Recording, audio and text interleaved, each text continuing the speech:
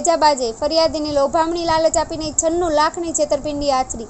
છૂટક મજૂરી કરનાર વ્યક્તિએ શેર માર્કેટમાં ઇન્વેસ્ટ કરવાથી સારું એવું વળતર મળશે તેવી લોભામણી લાલચ આપીને ફરિયાદી પાસેથી 96 લાખ રૂપિયા ઓનલાઈન ટ્રાન્સફર કરવાની છેતરપિંડી આચરી હતી। સુરત સાયબર સેલે આરોપીની ધરપકડ કરી છે।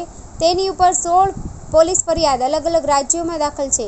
96 લાખ રૂપિયાની ટ્રાન્સફર કરવાની છેતરપિંડી આચરી સુરત સાયબર જેલે 42 વર્ષીય અમિત પટેલની ધરપકડ કરી છે, જે છૂટક મજૂરી કરે છે અને હાલ અમદાવાદના વસ્ત્રાલ ખાતે રહે છે।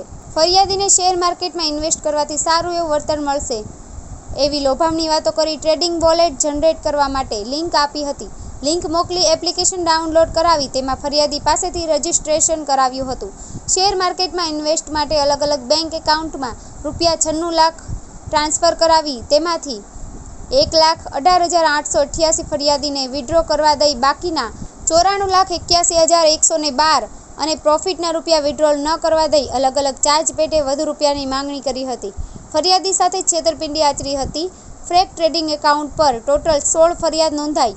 આ સમગ્ર મામલે સુરત સાયબર સેલના એસીપી શ્વેતા ડેનિયલે જણાવ્યું કે આરોપીના બેંક એકાઉન્ટ ઉપર દિલ્હીમાં 1, મહારાષ્ટ્રમાં 6, તમિલનાડુમાં 4, તેલંગાણામાં 3, ચંદીગઢમાં 1 અને ગુજરાતમાં 1 મળીને કુલ 16 ફરિયાદ છે। આ બેંક એકાઉન્ટમાં તારીખ 2 માર્ચ 2024થી લઈ 20 મે 2024 સુધી કુલ 79,90,022 રૂપિયાનું ટ્રાન્ઝેક્શન થયું છે। આરોપી ફેક ટ્રેડિંગ એકાઉન્ટ બનાવી ખોટો નફો બતાવીને મોટી રકમ રોકાણ કરવા લલચાવી છેતરપિંડી આચરી।